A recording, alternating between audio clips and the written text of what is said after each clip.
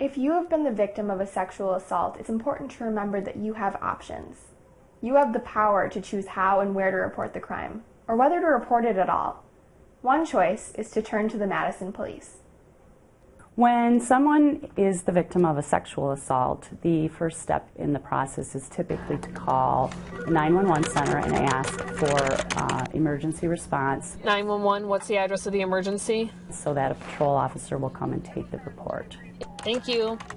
They will ask you to be blunt, to start right from the beginning of the interaction with whoever is the suspect or person that you believe has committed this crime. It is a very intimate conversation, and I always tell people when they start giving the story to not be embarrassed or not feel bad about what they're going to say, because we aren't judging you on behaviors or if you've been drinking or not drinking or using drugs.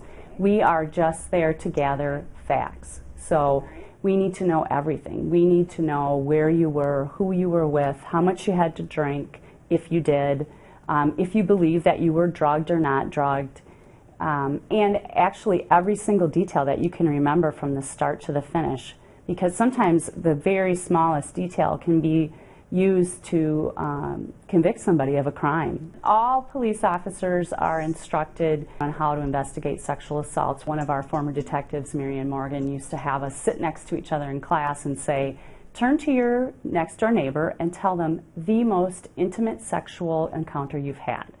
Now, immediately you are just taken aback, but that is what we need to remember when we're talking to people that have been victimized in a sexual assault. That it's traumatizing, that it's embarrassing.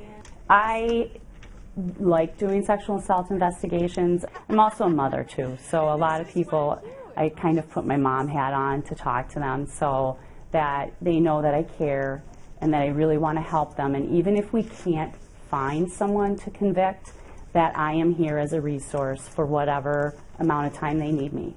A lot of times people are reluctant to call and talk to the police again or to call me because they remember something and they feel like, well, if I didn't say this the first time, they're not going to believe me. But this is a very standard response to being the victim of a violent crime. Absolutely come forward, if for nothing else, to document the incident, because they could be the fifth person that had the exact same situation occur, and that might be what we need for the 4 people before them to help prosecute those cases.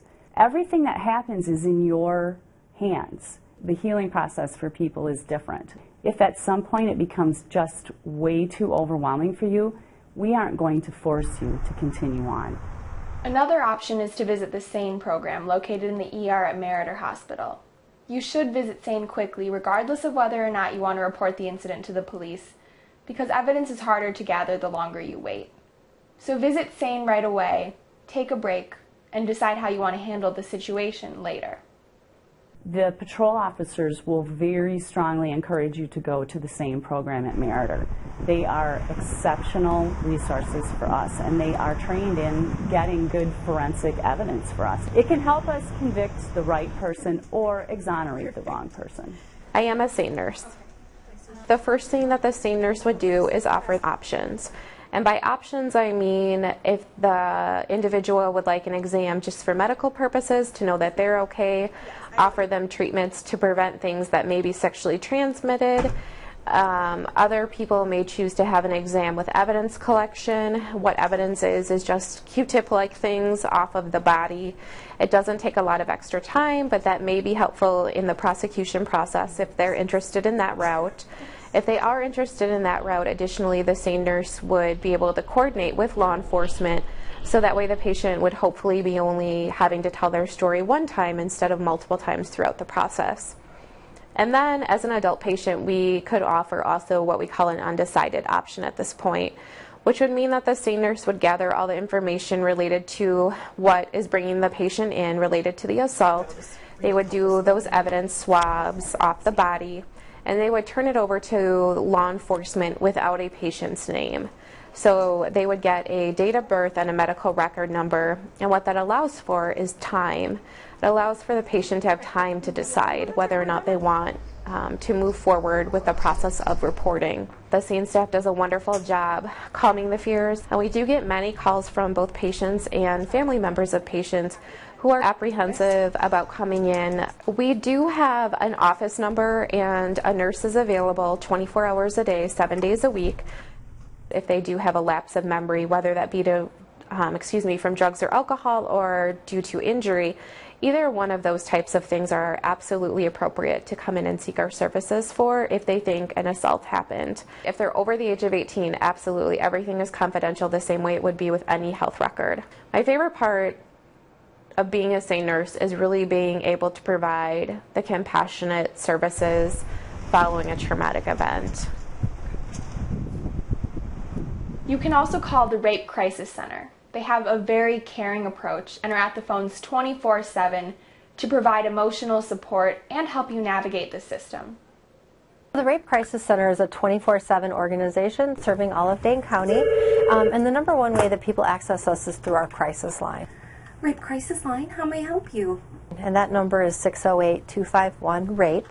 And someone is always there 24 hours a day to provide support on the phone, to help answer questions. Well, I'm really glad that you called. And to help a survivor really identify what her best choices are going forward. The only question we ask is, how can we help?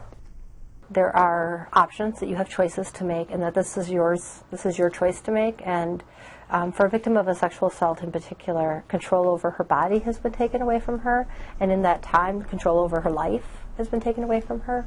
And so one of the first steps towards healing is to make sure that the victim knows that she is the one who has control about what happens going forward. Those conversations are different with every survivor because everybody's situation is different. We have advocates who are available to support a victim when she is first reporting to law enforcement, and Madison Police has been very supportive of that. We really want to respect the courage it takes for a survivor to come forward, and that we also want to make sure that the system is functioning as well as possible. Often survivors will think that if they don't say anything about it, if they don't tell anyone, if they just get on with their lives, that they can make it go away, sort of almost wish it away. And what we know is that for most people that doesn't work. So our goal is that every victim, whether she's engaging with law enforcement, whether she's going to the hospital, or whether she's just calling the crisis line late at night, gets support and help and knows that they do not have to go through this alone. Rape Crisis is here for everyone. We talk to people who are in perhaps the worst hour of their life, and who right now can't see how it's ever going to get better.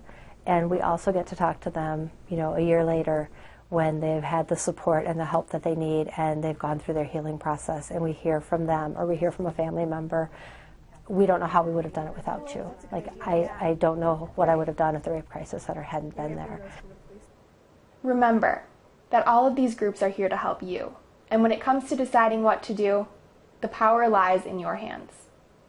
Please, please, if you know someone that's suffering, please encourage them to contact us. It does help them to get through their traumatic experiences if they are able to talk about them, even if it's just to me for a little while.